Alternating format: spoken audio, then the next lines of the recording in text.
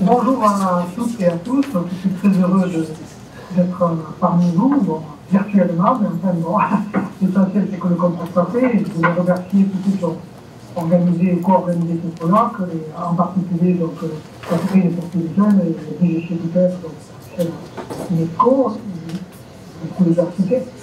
Donc moi, on a convenu que ce que je vais faire, c'est essayer de présenter un petit peu donc, le matériel pédagogique, et notamment dans les fiches, et puis dans une première partie, dans une deuxième partie, peut-être exemplifier un petit peu ce travail concernant les fiches, puisqu'elles apparaissent comme un support aux deux dispositifs, disons, au moins qu'on privilégie, c'est-à-dire la communauté de recherche philosophique au sein de l'humain, et la discussion à l'idée démocratique et philosophique.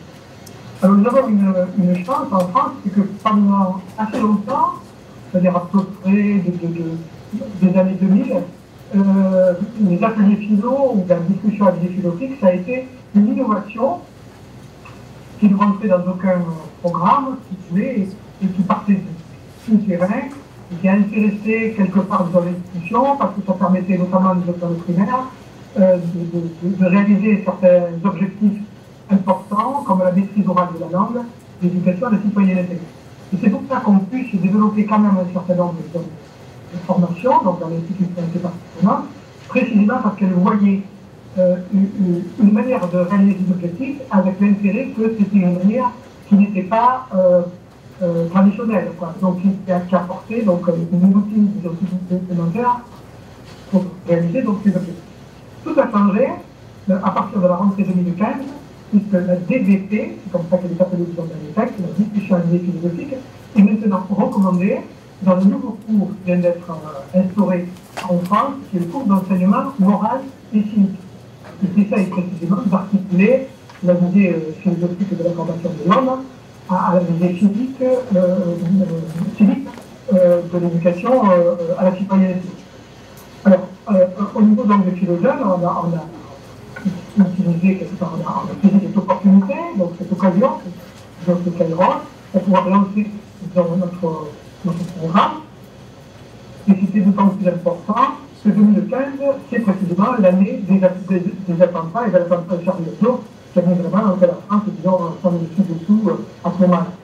Et donc, c'est la raison pour laquelle la discussion à l'idée démocratique et philosophique a été entendue par les institutions aussi comme quelque chose de très important dès qu'on présentait un programme de prévention de la violence et de la radicalisation.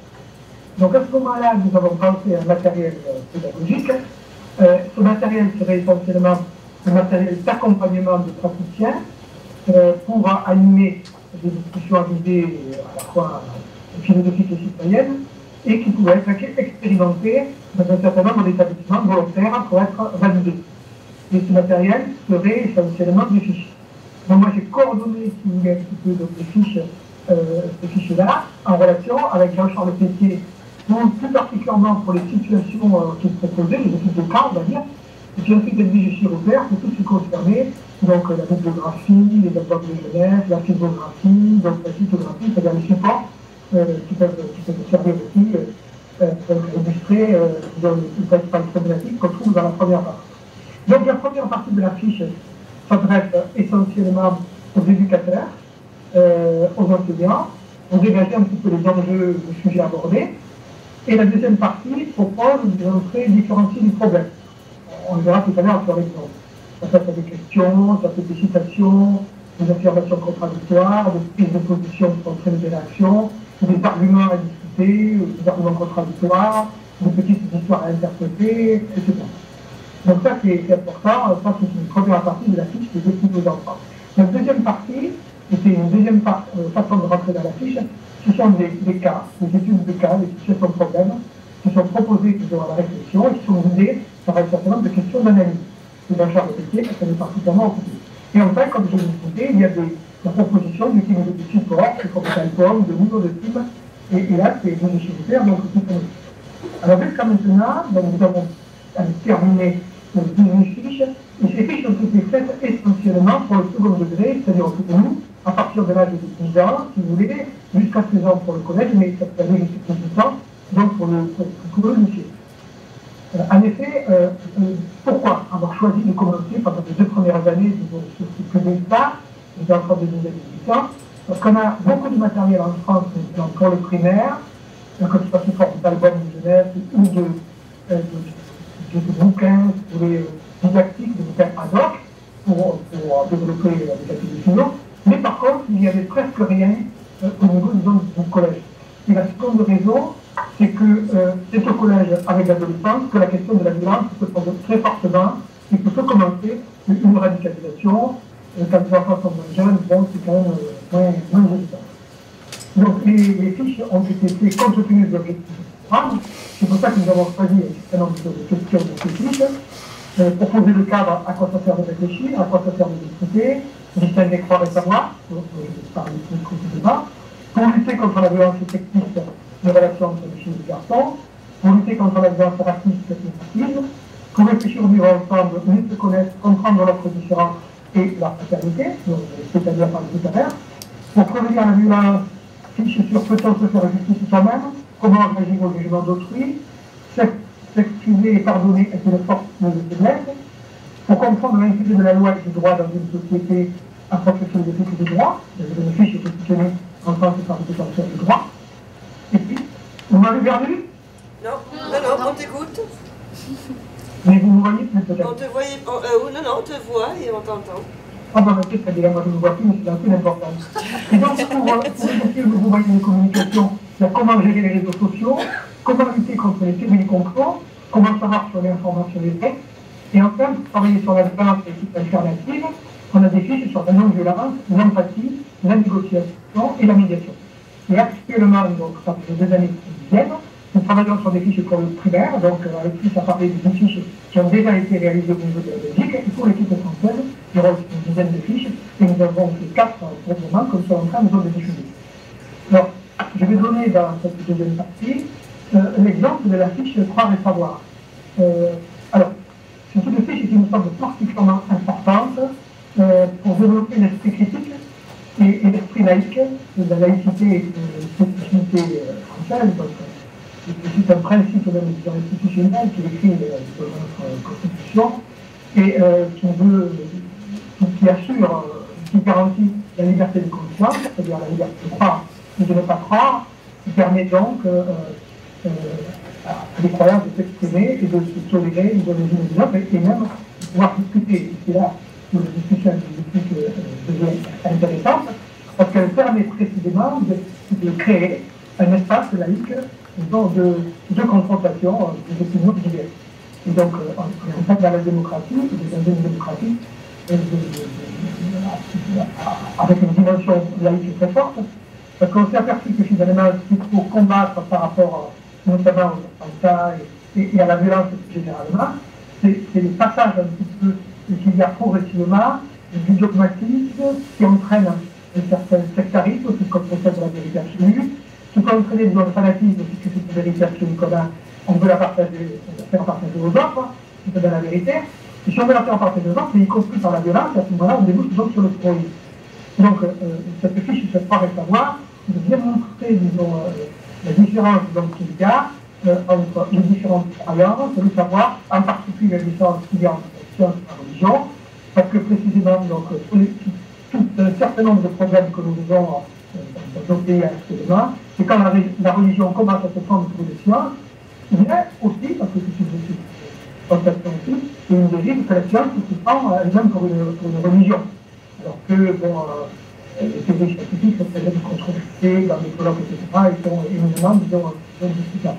Donc ces deux attitudes qui mélangent la foi et la raison, alors qu'elles ne sont pas, disons, forcément contradictoires. Donc nous avons dans cette fiche proposé un plan de discussion qui est proposé donc à des adolescents, et on développe chaque point de la fiche.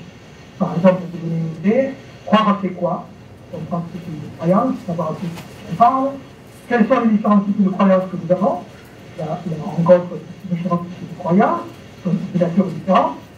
Y a-t-il des degrés d'adhésion dans nos croyances? Il y a des croyances vraiment à laquelle nous adhérons, qui sont complètement discutables dans notre esprit, et puis il y en a qui nous semblent plus probables, d'autres possibles, et d'autres qui finissent par les qu'on commence à discuter comme problématiques et comme douteuses. Tout l'intérêt, c'est une autre question de pourquoi finalement on croit ce qu'on croit, et qui amène à identifier l'origine de nos croyances, et qui pose le problème de savoir si nos croyances, quelque part, répondent aux vérités ou correspondent à la réalité. Donc le vrai et le faux, comment savoir, quels sont les critères de distinction, et qui pose le problème de la fiabilité de nos croyances et de nos connaissances. Et ça nous amène à faire un certain nombre de distinctions. Par exemple, quelle est la différence entre un fait qui renvoie à la distance de la réalité et une opinion qui interprète donc subjectivement les faits. Quelle est la différence entre la science et la religion, qui distingue donc les ordres de croyance et relevant de la raison de la foi. Puis, ça c'est très important pour les adolescents, parce que souvent ils les confondent. Quelle est la différence finalement entre le réel, l'imaginaire et le virtuel? Et puis, comme c'est le moment de l'adolescence que ces pratiques commencent, quel est le bon, quel est le mauvais usage d'Internet et des réseaux sociaux? Et ça, c'est une question cruciale pour les adeptes de Snapchat, Instagram, et autres Twitter, etc. Et ça, c'est très important pour les réseaux de complot. Et enfin, peut-être très important aussi, c'est dernière piste, comment interpréter un texte. C'est un problème qui est posé par tous les intégrés, mais pour les intégrés, les religieux, c'est tout cela. Un texte ne s'interprète pas, il parle des autres domaines, surtout par exemple, c'est le droit direct des Dieu, par exemple, ils ont dans le Coran.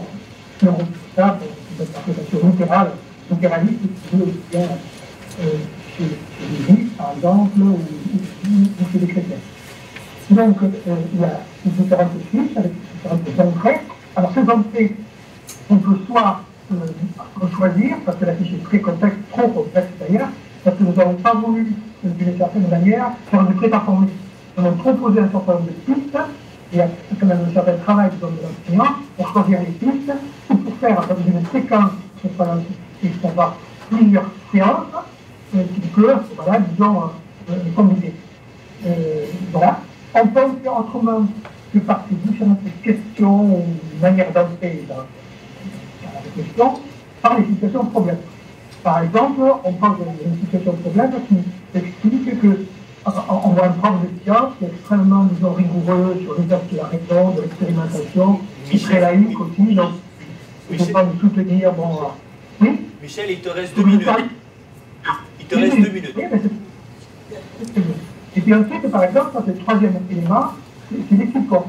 Par exemple, on va trouver dans cette fiche un ouvrage un peu ad hoc, comment ce qui tu sais, qui publie sur Marion, vous n'allez pas les savoir, qui est publié donc par Milan dans la série d'équité philo, mais aussi on va trouver des supports plus philosophiques. Par exemple, la caverne de Platon, mais à expliquer aux enfants, il y a des essais animés aussi sur la caverne de Platon qu'on trouve sur YouTube, ou bien dans la collection de Petit Platon, le maladie de Descartes, qui renvoie donc à la première méditation, qui parle du doute et de la vérité première que l'on rencontre. Donc voilà un petit peu donc, comment est organisée la fiche. Donc on a un certain nombre déjà de remontées qui nous montrent que la fiche est peut-être un petit peu trop riche, donc il va falloir l'alléger, surtout si on est dans le primaire, les fiches ont été faites dans les collègues chez nous, donc il va falloir l'alléger. Mais même disons au niveau du secondaire, elle apparaît finalement disons un peu trop riche. Et peut-être qu'il faut, alors moi j'ai même moi-même une fiche, peut-être l'entrée qui est la plus intéressante sur droit au but, c'est par exemple quelle est la différence entre la science et la religion. C'est en travaillant sur la différence entre science et religion qu'on peut travailler la distinction conceptuelle plus large de la distinction entre croire et foi. C'est pas grosso modo. Merci Michel.